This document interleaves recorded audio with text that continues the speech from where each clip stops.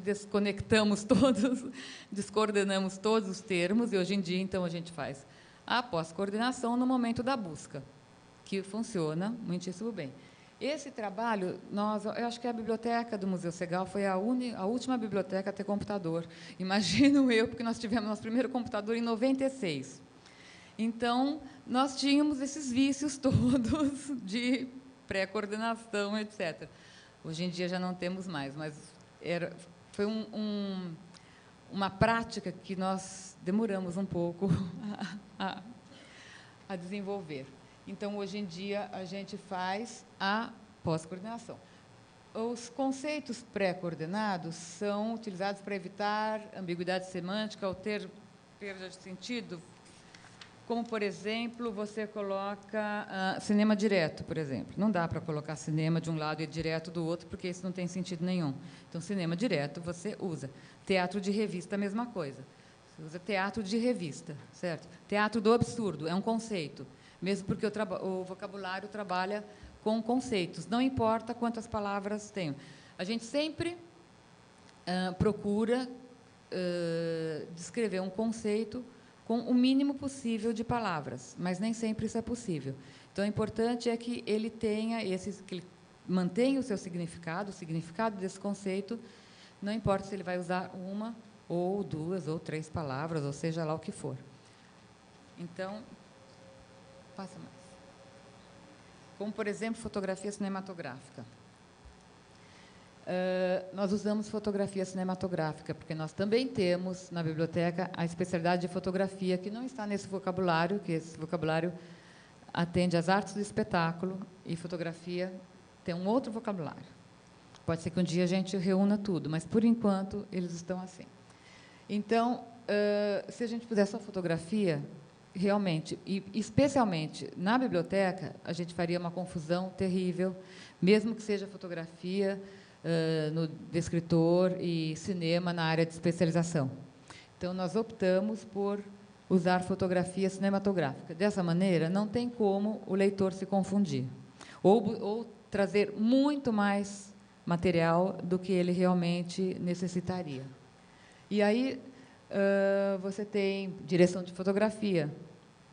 Isso é um conceito, não dá para a gente deixar a direção de um lado e a fotografia e fazer a pós-coordenação na hora da busca, porque você vai não só trazer o material sobre direção de fotografia, mas sobre direção de cinema, sobre um monte de coisa que realmente não vai... as duas palavras não vão exprimir esse conceito, certo? Vamos mais uma. Bom, aí, para fazer, esse vocabulário nós estamos fazendo, então, desde 90, já são 17 anos, com reuniões semanais. Na década de 90, elas eram realmente semanais, às vezes chegaram até a ser 2 vezes por semana. Hoje, já assim, depois de 2004, 2005, as reuniões estão mais espaçadas, a gente tem feito mais a parte de atualização, a não ser quando a gente sente que uma área não está muito desenvolvida, então aí nós começamos a fazer um trabalho mais a miúde para desenvolver a área. E esses descritores, como a gente vai utilizar os descritores, como nós vamos adotar, isso é uma coisa que nós também fomos construindo paulatinamente, quer dizer, conforme nós íamos elaborando o vocabulário, nós sentíamos a necessidade, se a gente caminhava para um lado, se caminhava para o outro. Então, hoje em dia, nós temos uma série de critérios para determinar a padronização desses descritores, mas esses critérios, nós os utilizamos enquanto eles servirem aos nossos propósitos. Porque nada impede que, uma vez detectado que um determinado critério não está atendendo à necessidade do usuário, está complicando a vida dele, em vez de facilitar, a gente faz toda uma mudança como eu posso dizer? Quer dizer, nós não estamos amarrados, porque escolhemos um critério que não se revelou tão bom como a gente imaginava, não é por isso que a gente não vai mudar. Nós mudamos, simplesmente, e mudamos tudo que já foi feito também, não tem dúvida. Então, como é a forma substantiva, masculina e singular. Nós usamos os descritores no singular. Masculino, na maior parte das vezes, mas nem sempre, porque, por exemplo, nós usamos ator e atriz, porque, às vezes, nós temos algo específico sobre os atores, tudo bem, mas, às vezes, nós temos algo específico sobre atrizes. Então, nós utilizamos atriz. Então, nós usamos não sempre a forma masculina. E substantiva também, na maior parte das vezes, a gente procura sempre usar o descritor como um substantivo e não um adjetivo, como, por exemplo, cinema direto, usar direto. O descritor, ele vai no plural quando ele representar, na forma do plural, um conceito diferente ou uma expressão consagrada, como, por exemplo, efeitos especiais. Certo? A gente não põe efeito especial, porque é uma forma já consagrada você ter os efeitos especiais. Outro, por exemplo, nós usamos movimentos, quando são movimentos estéticos, para diferenciar de movimento em dança. Então, todos esses descritores, eles estão acompanhados. Quando existe essa diferença, movimentos e movimento, e o leitor não tem a menor ideia por que nós usamos os dois, a gente tem uma nota explicativa dizendo por que está sendo usado movimentos, por exemplo, certo? Depois, mais um. Grafia dos termos. Existem duas possibilidades, né? A grafia atual, usa a grafia atual, com remissivas das anteriores para esta, ou as grafias, respeitando-se as grafias de época. Nos descritores, nós utilizamos a grafia atual, fazemos remissivas das grafias antigas, para a nova, porque a maior parte das vezes, os leitores procuram o descritor pela grafia mais atual. Temos sempre que fazer as remissivas. Muda mais um. Os nomes de pessoas já são diferentes. Os nomes de pessoas são grafados como aparecem nos documentos. Se você tem, num documento, um autor com um L, no outro documento, um autor com 2 Ls, a gente faz uma pesquisa, definimos o que nós vamos usar, e este nome vai para o catálogo de autoridades, que temos um outro catálogo também, que é o catálogo de autoridades, e, a partir daí, nós definimos como a gente vai adotar o nome. Mas, isso dependendo da pesquisa. Se a pesquisa se revelar que ele, sei lá, calado é com 2 Ls e acabou, certo? É a maior parte da literatura tem a grafia de calado com 2 Ls, nós vamos usar calado com 2 Ls, certo? Os nomes das instituições, elas aparecem também com a grafia original, mas até o momento em que ela deixou de existir. Por exemplo, FEBO Brasil Filme, nós usamos a grafia, até o momento em que ela existiu, ela tinha esse nome, FEBO, com PH, filme, sem o E no final, então a gente utiliza. E também fazemos remissivas para outros tipos de grafias, um filme com um E no final ou algo parecido. E o importante é sempre manter o mesmo critério e fazer remissivas sempre dos termos não adotados para os adotados. Isso é fundamental, porque a gente fala, imagina, é claro que eu adotei esse, e é óbvio que eu vou me lembrar. Não vai. Daqui uns 3 meses, daqui 3 anos, você não vai saber por que adotou aquele ali. O que mais? Bom, nós usamos, então, os descritores na forma direta, filme de suspense, filme de espionagem, teatro de revista, e não revista, teatro de, não suspense, vírgula, filme, entre parênteses, filme. Nós usamos os descritores na língua original quando eles são mais conhecidos e frequentemente utilizados nesse idioma. A gente não usa Nova Onda, nós usamos Nouvelle Vague. Porque dificilmente alguém vai lembrar de Nova Onda, vai relacionar Nova Onda com Nouvelle Vague. Na biblioteca, até hoje, ninguém relacionou. Os nomes de personagens de ficção, nós entramos na ordem direta, os de ficção. Mais um. Aí agora começam porque até então esses critérios eles são são básicos para, pelo menos acho que para uma grande parte dos tesauros, dos vocabulários controlados, eles já estão bem difundidos, esses critérios todos. Acho que uma grande parte dos vocabulários já utilizam. Só que aí nós temos as nossas especificidades. Temos, por exemplo, nós não usamos cinema brasileiro, nós usamos cinema e Brasil. Mas, quando nós temos que determinar o cinema brasileiro nos Estados Unidos, aí, se você coloca cinema, Brasil e Estados Unidos, vai fazer uma confusão, porque você vai achar que é o cinema americano e o cinema brasileiro. Então, nesse caso, e só nesse caso, porque a gente fala usado obrigatoriamente com subdivisão geográfica, então, nós usamos o cinema com o adjetivo da localidade, o adjetivo geográfico, e temos que ter sempre o campo geográfico mesmo preenchido, porque significa que o cinema brasileiro está sendo apresentado em outro país, certo? Então, depois, temos também outras dificuldades. A gente, às vezes, tem descritores que são equivalentes, só que um é mais usado numa área, outro é mais usado em outra. Nesse caso, por exemplo, você tem direção. Direção, utilizada em cinema, não tem problema algum, é super difundido. Mas no teatro é mais difundido, hoje em dia, inclusive, como encenação. É mais, porque pode existir uma pequena diferença, mas também a gente não pode se prender muito nessas pequenas diferenças, senão nós vamos ter descritores para cada miligrama, assim, né, uma filigrana de diferença. Então, o que nós fazemos? Nós adotamos direção, adotamos encenação, e no campo de direção a gente fala, use preferencialmente a encenação na área de teatro. Então, o próprio indexador ou mesmo o leitor, quando vai pesquisar, ele já percebe que, bom, vou procurar a direção teatral, mas não se usa encenação, e já vai direto na encenação, certo? Esses são critérios mais específicos mesmo para esse vocabulário, que são critérios que a gente adotou a partir de toda a experiência de uso, de catalogação, de indexação e mesmo da própria busca do leitor.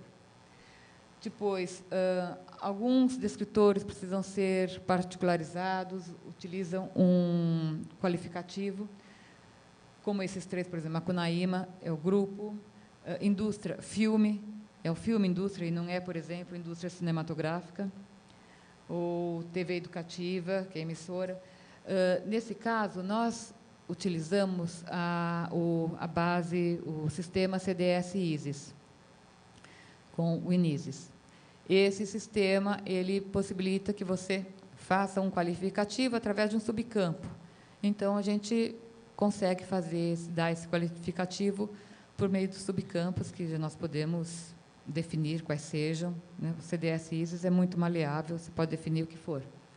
Então, a gente utiliza esses qualificativos. Ai, pulou. Pulou, sim. Não. Tá certo, desculpa. Depois, você veja, então, no nosso vocabulário, nós temos filme de guerra, cinema religioso, tudo a ver com a área cinematográfica, mas nós também temos descritores absolutamente gerais, como guerra, religião, sociedade, política, certo? Então, a relação entre um e outro, a gente faz depois na hora da busca, no momento da busca. Então, nós temos teatro, temos política, e a gente faz a relação de teatro e política nesse momento da busca. Assim como os temas tratados, por exemplo, em filmes, sei lá, nós temos um artigo, por exemplo, que traz uma série de cenas de beijo no cinema. Qual o assunto? Beijo. Só que você tem que relacionar, claro. E também a gente não vai colocar beijo no cinema. Beijo já diz o que já é um conceito e a gente relaciona com o cinema, certo? Mas, então, isso significa que,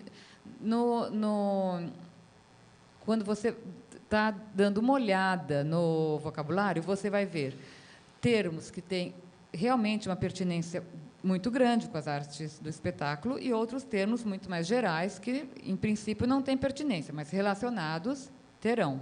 Certo? O que mais? Festivais. Festivais de cinema, nós adotamos o termo, o nome, festival e a cidade onde o filme foi realizado. Então, é Festival de Cannes, Festival de... Ai, já nem lembro mais. Bom, Gramado. Festival de Gramado, Festival de Brasília, festival... e assim vai. Quando nós começamos a fazer os festivais de artes cênicas, nós não podíamos adotar o mesmo critério, porque aí sim nós íamos, o leitor ia se confundir, não ia saber se era um festival de cinema, se era um festival de teatro, porque pode existir um festival de cinema e um de teatro na mesma cidade. Então, nós optamos por colocar o nome do festival, o nome completo do Festival de Artes Cênicas. Esse foi um ponto, a Mônica, que trabalha com a gente, foi nesse encontro em Bogotá. E um dos pontos mais polêmicos da apresentação que ela fez do vocabulário foi justamente isso, porque eles, óbvio, colocam o nome por extenso dos festivais de cinema. Então, foi uma polêmica daquelas. Nós optamos por colocar o nome do festival e a cidade, e funciona perfeitamente. Então, não sei se eles vão se render à nossa praticidade ou se nós nos renderemos ao nome exato do festival. De qualquer maneira, vocês veem que tem pontos onde existem divergências, e essas divergências também são interessantes, porque, a partir da experiência deles, nós vamos ver se isso vai funcionar, se não vai, e, cada vez mais, eu acho que a ideia é fazer com que, se existirem, por exemplo, outros vocabulários dessas áreas, que a ideia é sempre que nós façamos as pesquisas nesses vocabulários para que a gente não encontre soluções muito divergentes das que já existem. Então, nós fazemos isso. A gente tem, por exemplo, em fotografia, um vocabulário controlado de Portugal. Normalmente, eu faço a pesquisa para não ir completamente, sei lá, ir num caminho completamente divergente. Eu acho que tem que sempre procurar as soluções comuns. Bom, o que mais? Esse é outro ponto também bem polêmico. Nós optamos por utilizar siglas, principalmente quando essas siglas são muito difundidas, principalmente as brasileiras, né, que são muito difundidas, ou siglas que são, sei lá, FMI. Então, nós optamos por utilizar as siglas, que é uma economia de digitação. Quanto menos digitar, você menos corre risco de cometer erro. E elas são absolutamente conhecidas, pelo menos essas brasileiras são absolutamente conhecidas. Isso é um ponto também que suscita bastante discussão. Mas, por enquanto, é essa a nossa opção. Bom, então, essas são a forma dos escritores, a maneira como nós optamos em descrevê-los. Aí eu queria mostrar para vocês, mais ou menos, como fica o nosso vocabulário. Bom, esse cinema direto, por exemplo. O vocabulário ele está feito numa base de dados, que também é do sistema CDS-ISIS, e ele aparece dessa maneira. Então, você tem uma listagem em ordem alfabética. Nesse caso, ele está em PDF. Você pode fazer a pesquisa de termos lá na pesquisa. E, por exemplo, pede teatro de revista, por favor. E aí ele já te manda. Esperava, pelo menos, que mandasse. Ele te dá, aqui, tudo onde aparece teatro de revista. Então, termo relacionado, termo específico, use teatro de revista, e o principal, que é O quarto, não, esse, que é o teatro de revista. E aí te dá o que você... O SN, que é a nota de escopo, que nós explicamos o que nós estamos entendendo, o que nós estamos indexando aí como teatro de revista. As remissivas, então, teatro rebolado nós não usamos, revista musical são termos que nós não usamos, mandamos para teatro de revista. O termo geral, que é gênero, que por aí está em teatro, porque ele é um gênero específico do teatro de revista. O gênero também é complicado, porque nós temos gênero que abarca cinema, teatro, televisão, como, por exemplo, melodrama. E gêneros específicos do cinema, gêneros específicos do teatro. E os termos relacionados. Então, esse é como aparece, como nós temos visualmente o vocabulário de teatro. Normalmente, quando as pessoas... Teatro não, desculpe, de artes do espetáculo. Normalmente, quando as pessoas se interessam pelo vocabulário, escrevem, né, nos mandam e-mails, tudo, e nós enviamos o vocabulário. Hoje em dia, graças a Deus, informatizado, nós já enviamos muitas cópias em papel. Mas o que acontece é que esse vocabulário está sempre passando por atualizações, então a coisa se perde. Então, a nossa ideia agora é colocar esse vocabulário no site da biblioteca, no site do museu, no canal da biblioteca, porque fica muito mais fácil. A atualização vai ficar muito mais fácil também, a gente atualiza aí, é só quem se interessar passar e fazer o download, algo parecido. Bom, é isso.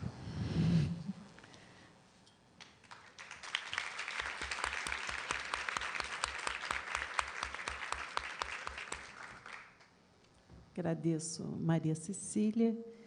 E não sei se o próximo palestrante já chegou. Chegou.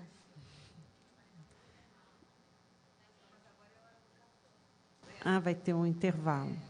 Então, faremos um intervalo e retornamos para a última palestra com o professor. Mas, antes do intervalo, eu queria lembrar que as últimas camisas e as últimas bolsas estão à venda.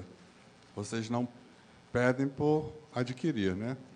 E que o João Luiz chegou às 15h25, como ele tinha prometido. José e vamos para o Luiz, intervalo, né? para o café, e a gente volta já já. E tem um detalhe, nós vamos terminar hoje aqui com música, o Quinteto Jovem do Rio de Janeiro. Que as pessoas que estivessem ali fora soubessem que nós estamos começando, ou recomeçando. E, além de nós contarmos na mesa com a mediadora Dolores Pérez e da Ana Virgínia Pinheiro e da Maria Cecília Soubia, nós agora vamos contar também com a presença do João Luiz Vieira. E interessante colocar que o João Luiz Vieira vem exatamente substituir a professora Hilda Machado. Quer dizer, é muito bonito o gesto do João Luiz, em face do ocorrido com a nossa Hilda, vindo substituí-la e fazer a sua palestra. Dolores, com você. Vamos começar? Então, João Luiz Vieira é professor doutor do Departamento de Cinema e Vídeo e atual coordenador do Programa de Pós-Graduação em Comunicação da Universidade Federal Fluminense, membro do Centro de Pesquisadores do Cinema Brasileiro, do Conselho Executivo da Cinemateca Brasileira e da Society for Cinema and Media Studies. O professor Dr. João Luiz fará a palestra intitulada O Pesquisador Multiplicador, Usuário e a Necessidade da Redarte. Então, com a palavra. Obrigado. Boa tarde a todos. Eu queria, em primeiro lugar, agradecer naturalmente o convite aqui da Mary Komatsu e também da Márcia, né, da biblioteca lá do Centro de Documentação da Funarte, que foi quem fez o contato comigo. E antes de começar mesmo, eu queria... é claro que é muito interessante, muito importante esse contato com vocês. essa minha presença aqui, como foi já dita, ela se reveste assim de um caráter muito especial e é muito emocionante para mim, porque eu estou aqui, na verdade, substituindo uma colega que faleceu há pouco mais de um mês, a professora Hilda Machado, frequentadora assídua de arquivos, como, por exemplo, a Cinemateca do Museu de Arte Moderna, né, esse centro de documentação da Funarte, né, aqui no Rio de Janeiro, a Cinemateca Brasileira em São Paulo, o Museu Lazar Segal, onde ela desempenhou, inclusive, realizou trabalhos importantes lá. Então, assim, ao mesmo tempo que... Assim, eu não sei, eu acho que eu gostaria até de dedicar um pouco dessa fala, né, eu não sei se eu vou estar fazendo jus a isso, né, onde quer que a Hilda esteja, mas, enfim, é só para deixar isso registrado. E a minha presença aqui, claro, né, além dessa substituição, ela tem a ver também com o trabalho, né, de pesquisador, de pesquisa durante, agora, já mais de 30 anos. Eu vou me referir um pouco a essa história, que quando eu introduzi já esse tema que eu esbocei aqui para conversar com vocês, é uma conversa, entende? Uma conversa que traz algumas indagações. Eu espero que elas sejam produtivas, né, nesses 2 dias de encontro desse importante seminário. Eu lamento não ter estado aqui na parte da manhã e ter chegado realmente agora, aqui só para essa parte mais final, mas a gente tem também outras coisas, e eu estou vindo do encontro da Socine também, aqui na PUC, do 11º Encontro Internacional da Sociedade Brasileira de Estudos de Cinema e do Audiovisual, né, que aconteceu aí esses dias, no final da semana, nesse final de semana, desde quinta-feira, na verdade. E tem gente ainda aí no Rio, e eu estou às voltas ainda com processos para a realização do próximo encontro, que vai ser em Brasília o ano que vem, né? Eu sou do Conselho Deliberativo, então a gente estava reunido aí e não deu para chegar mais cedo. Então eu peço desculpas aqui à mesa, mas vamos tentar compensar, vamos ver, espero.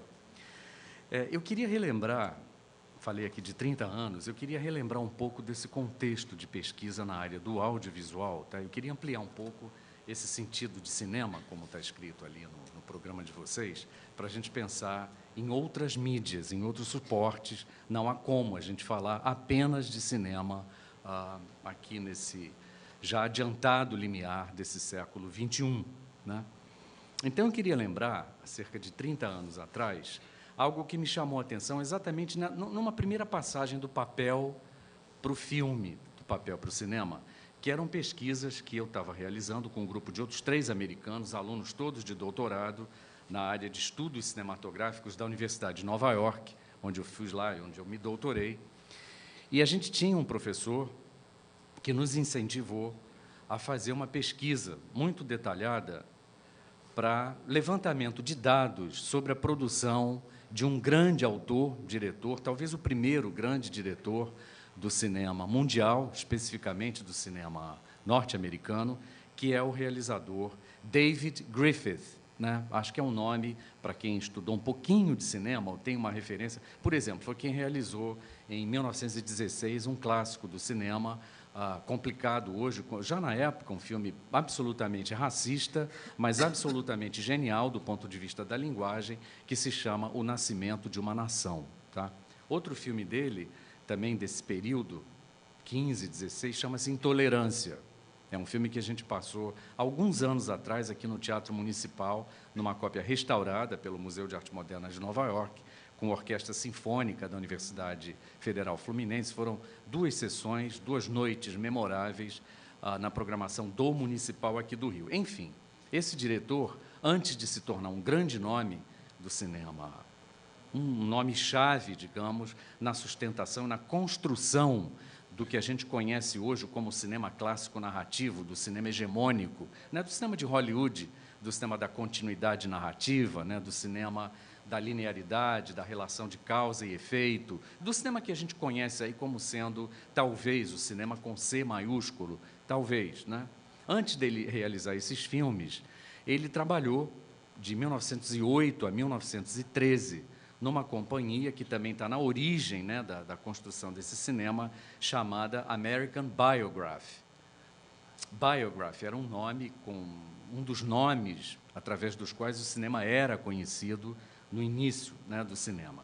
A pesquisa era o seguinte: durante esse período, ele realizou cerca de 400 filmes, num período de cerca de 5 anos. Eram filmes, naturalmente, pequenos, era o que se fazia naquela época. Filmes de 10, 12, no máximo 15 minutos. Era o que se fazia naquela época. Não existia a ideia de longa-metragem. Daí esse número que pode assustar algumas pessoas, né? Como que uma pessoa, um realizador, vai fazer 400 filmes num período de 5 anos? E o que acontece é que esses filmes, a maioria deles sobreviveu, né? A ideia era a gente ir à Biblioteca do Congresso, em Washington, a gente estudava em Nova York, né? Ia para a Biblioteca do Congresso, em momentos quando nos avisavam que eles tinham preparado um novo lote de filmes a serem vistos e analisados, então a gente poderia viajar de Nova York para lá, passar uma semana inteira, dias inteiros, de manhã até tarde da noite, olhando esses filmes, de preferência na ordem em que eles foram feitos, de 1908 a 1913. E a pesquisa que tinha por trás é porque, nesse momento, é uma época que não tinham créditos nos filmes. Os filmes, mal e mal, tinham uma legenda com o nome do filme, né? Tinham legendas de diálogos, né? Mas não tinha nenhuma identificação de autor, de diretor, de roteirista, de produção e de atores, principalmente de atores. É uma época ainda pré o famoso sistema de estrelismo do cinema, também um dos pilares de sustentação desse cinema clássico narrativo. Então, a gente tinha uma missão especial de tentar localizar, identificar quem eram aqueles atores que trabalharam no conjunto daqueles filmes. Alguns famosos depois, como, por exemplo, só para citar apenas um nome, uma que foi uma das primeiras grandes atrizes, com o nome de estrela do cinema americano, chamada Mary Pickford. A gente ia para lá, o que a gente fazia? Fazia pesquisa primeiro em Nova York, no cenário teatral de Nova York, localizava a peça, sabia que tinha uma inter-relação muito grande entre cinema e teatro, atores que eram de teatro também trabalhavam nessa, então, nova arte, considerada bastarda, que era o cinema, né? Uma arte super popular, em geral feita para um público ainda analfabeto ou semi-analfabeto, isso no contexto americano. Aqui também tem um pouco isso, né? Um público composto, em geral, por imigrantes, né? E tinha essa relação com o teatro. A gente pesquisava o teatro em Nova York, localizava fotografias de atores da cena do teatro nova-iorquino, xerocava isso, ia com montes, pastas e pastas de xerox, e sentava, éramos 4, eu e mais 3 americanos, e sentávamos diante de uma moviola para ver esses filmes. Esses filmes eram passados para a gente em conjuntos, né, diariamente, e a gente colocava isso na moviola e ficava. Olhava, parava, de repente começava a identificar. Aquele ali aparece em tal filme, aquele ali já apareceu em 20 e tantos filmes. Isso, assim, anotado extensivamente, né? E, de repente, a gente começava a comparar, olhar essas fotografias que a gente havia trazido, né, de Nova York, e, de repente, colocava lado a lado aquele fulano de tal. Um dos 4 concordavam, esse aqui é aquele fulano de tal. A gente batia o martelo e identificava, esse ator trabalha nesse filme interpretando o papel de tal e tal. Entende? Isso durou, mais ou menos, vocês podem imaginar, 400 filmes, cerca de 400 filmes. Isso durou praticamente quase todo o meu doutorado, que foi quase 5 anos, né, nessas indas e vindas, mas me trouxe assim 2 coisas muito importantes. Uma é essa relação, por exemplo, direta com o material. Isso a gente era supervisionado por esse grande mestre, grande professor, chamado J. Leida, Leyda, um nome importante na minha formação, e que foi, entre outros, quem traduziu Eisenstein, né, o soviético. Eisenstein estudou com Eisenstein na União Soviética e traduziu Eisenstein para o inglês. É o responsável, por exemplo, pela disseminação das ideias, já nos anos 30, 40, 50, das ideias desse grande mestre do cinema soviético, que é Eisenstein. Pois bem, esse professor era professor da Universidade de Nova York, já um grande professor, imagina uma pessoa com um grande, como a gente dizia em inglês, um grande erudito, um grande scholar, né? Ele incentivou esse grupo, conseguimos apoio das fundações de arte norte-americanas. Isso foi caro para ir para lá, para essas viagens, para realizar esse trabalho. Isso redundou num livro. É o primeiro livro muito prático, é o livro que identifica coisa que ninguém sabia, detalhes de produção desses cerca de 400 filmes realizados por essa grande figura, esse grande diretor, que é David Griffith, né? Então, a gente tem isso hoje coberto graças a esse trabalho de pesquisa. Por que eu estou contando isso aqui? A minha intenção, ao contar, ao relatar um pouco desse contexto, é chamar atenção para essa ideia do papel, né, da transferência, do momento de passagem do papel para uma mídia nova, também lá atrás, lá nos primeiros 20 anos do século passado, não é?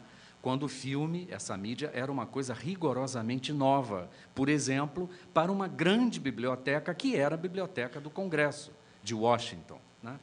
Então, o que acontecia? Até 1910, eu estou falando de 8 a 13, de 1908, 1909 até meados de 1910, o que tinha na Biblioteca do Congresso eram cópias desses filmes transformados em papel. Prestem atenção, né? O que acontecia é que, para a obtenção de direito do copyright, né, dos direitos de autor, né, essa empresa, Biograph, ela precisava recopiar o filme em papel, refotografar fotograma por fotograma em papel, de forma a enviar para Washington para que a biblioteca certificasse, desse o certificado de copyright. Por quê? Ela só certificava material em papel, entende? É um negócio completamente, absolutamente louco, entende? Mas é exatamente isso que fez com que esse material, assim, ironicamente pela história, que fez com que esse material ficasse preservado, né? O que acontece? Isso chegava lá, eles enrolavam, eram fotogramas, você pegava o fotograma do filme, refotografava, passava para o papel, enrolava a tira do papel, como se fosse filme, colocava exatamente numa lata e mandava para Washington. Isso era o que faziam entre 8 e meados de 1910. A partir de 1910, ela já reconhece o direito de copyright em material em película cinematográfica, né? Então, o que vai acontecer? Esses filmes sobreviveram durante décadas, né, nessa condição de papel, mas, de repente, para você pesquisar, eles precisavam ser, de novo, retransformados em película. Você não tinha como pegar, você abria essas latas, eles estavam todos quebrados, você não podia manipular direito esse material. Repara, um filme em papel, né? Então, isso foi, daí que vinham, de vez em quando vinham novas, a gente era chamado para Washington porque um novo conjunto de filmes já havia sido retransferido para a película. Então, a gente podia pegar, colocar isso na moviola e assistir de novo. Quer dizer, é interessante, isso é uma coisa absolutamente episódica, mas informa muito sobre momentos de passagem, de tecnologias, é o que eu vou falar, estou me encaminhando para isso, isso vai ser, digamos, eu quero trazer essa história para a contemporaneidade, entende? Isso é importante para a gente pensar exatamente no momento em que a gente vive, num momento de intensa, né? Eu acho que a gente não viu isso ao longo do século XX, a gente está vendo agora, nessa passagem do século XX para o século XXI, de intensa, né, a dinâmica tecnológica, de intensa explosão de novas mídias, né, em novos conteúdos, e que a gente tem que dar conta disso, tá? Então, essa foi só uma introdução para a gente falar, por exemplo, é o tema que eu quero colocar aqui, eu acho que é o tema que vem ao encontro, né, desse seminário, que é a relação, por exemplo, de arquivos especializados com audiovisual, ou arquivos especializados em audiovisual, bibliotecas, né, que lidam com esse material, como lidar, né, quais são os desafios, né, de lidar com algo que, de repente, não se esgota no papel, né, todo um conjunto novo de materiais, como é que a gente dá acesso a isso, tá? Eu quero, principalmente, pensar num contexto contemporâneo de visualização de futuro, tá? Eu acho que faz parte de seminários desse, não só essa prospecção de um passado, mas a gente pensar em coisas importantes de um passado não tão recente, e recente também, né, pensando em projeções para o futuro, tá? Pensar, por exemplo, na natureza do material, na natureza do material que se está lidando, que envolve preservação, envolve restauração e envolve acesso, né, que é isso que faz parte, eu acho que é o do interesse desse conjunto de pessoas que está aqui, né? É um material também, é um conjunto de materiais que impliquem altos investimentos, né? Isso não é simples, né? É caro, né? Tanto a preservação quanto o acesso, as modalidades de acesso, da maneira em que esse material pede e exige, não é barato, não é simples, pelo menos hoje, né? É uma mídia, né? A gente está lidando com uma mídia em audiovisual, tá? E eu estou falando aqui não só de originais, seja um filme, seja agora, por exemplo, um programa em digital, seja, por exemplo, agora um programa feito para ser veiculado através de um telefone digital, por exemplo, entende? Né? Um produto artístico, por exemplo, né? Uma instalação que possa ser vista através de 2 aparelhos celulares, por exemplo, né? A gente está lidando com esse tipo de coisa, tá? Não apenas nessa produção, né, desse objeto de arte, vamos pensar assim, tá? Vamos pensar em arte, depois a gente pode estender isso também para a questão, claro, e tem que, né, estender para a questão da indústria, né, do produto industrial. Mas não apenas nesse produto, mas também na parte de documentação, tá?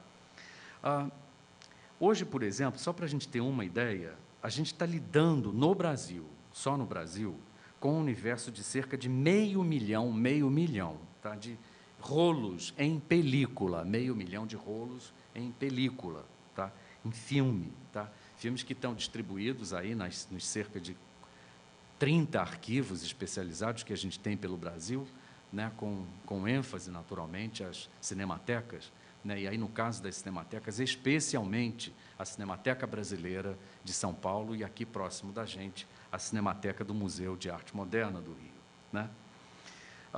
A gente está lidando com esse material, eu estou falando de filme, eu estou falando de uma herança, de um produto cultural que tem uma história que vem desde o final do século XIX e atravessou todo o século XX, tá? Só de filme a gente tem isso, tá?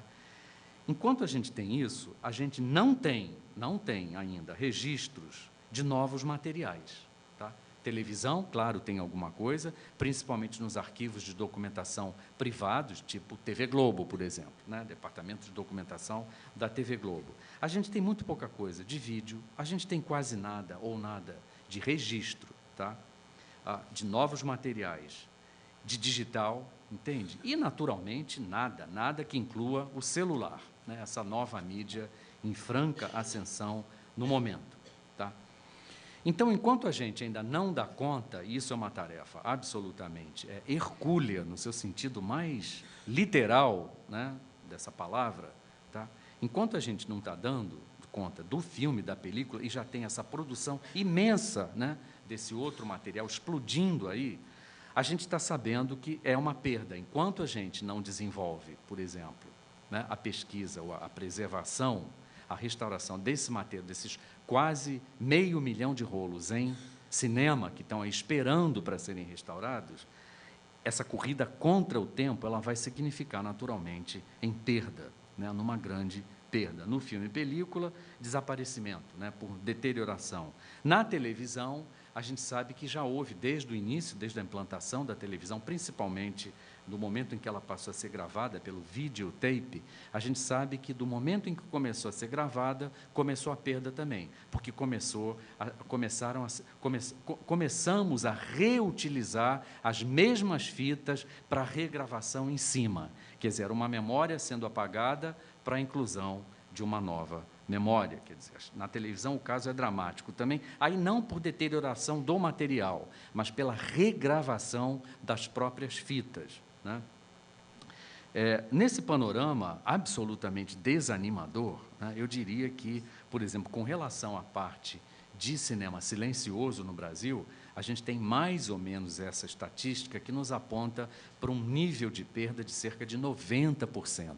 Está perdido, irremediavelmente perdido do cinema silencioso que se fez aqui no Brasil. E não é pouco, é muito, né? É uma situação que se reflete hoje também, né? Quando a gente pensa, por exemplo, que, na verdade, não há instituições nem para a guarda e nem também para o acesso, hoje, por exemplo, a esses novos produtos, tipo jogos eletrônicos, games, Quem está guardando e preservando e dando acesso a games, por exemplo, num arquivo? Alguém está fazendo isso aqui? É uma pergunta que eu estou lançando para vocês. Existe algum arquivo que, além da biblioteca, né, do papel, né, do sagrado papel, né, vai lá um consulente, eu quero ver um jogo criado em torno do Tainá, por exemplo, esse filme brasileiro de sucesso. Existe isso? Eu acho que eu não conheço, né? Então, a situação de hoje continua sendo dramática. Não há instituições, né, nem para a guarda e nem para o acesso a jogos, a chips de computador, ao software de computador, consoles, né, diferentes registros óticos, né, a gente não tem, né? Não há um centro nem de preservação e nem de acesso especializado a essas mídias contemporâneas, né?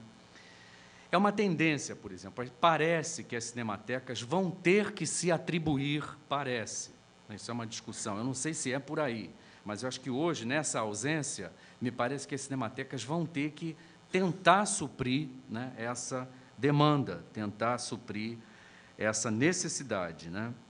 A passagem por isso já aconteceu na passagem do magnético, né, do som, da imagem magnética, para a imagem eletrônica, né? E agora, por exemplo, da imagem eletrônica para a imagem digital, né? Já aconteceu, as cinematecas estão guardando alguma coisa e preservando, mas é pouco, né? Mas será que são as cinematecas, né? Trata-se de um campo aberto, um campo amplo, né? No Brasil, já citei aqui a Cinemateca Brasileira, do MAN, o setor da Funarte, que é um setor mais especializado em documentação, como também é o do Museu Lazar Segal, não é isso? Só para citar mais dois, a Fundação Joaquim Nabuco, em Pernambuco, né, e também a Cinemateca do Museu Guido Viaro, em Curitiba, no Paraná, né? Uma questão que eu acho que é levantada nesse momento, uma questão que vem sendo, por exemplo, discutida no âmbito da Federação Internacional de Arquivos de Filmes, a FIAF, né, que congrega as principais cinematecas pelo mundo todo, é uma questão: quais são os métodos e metodologias para se tratar os novos materiais e os novos suportes? E quando eu falo tratar, eu estou falando da outra ponta, dessa ponta que tem a ver diretamente com esse encontro aqui, que é a questão do acesso a isso, né? A gente não pode dar só acesso se não tem essas etapas anteriores. Dar acesso a quê se o material não existe porque não foi bem preservado? Quer dizer, é uma questão que é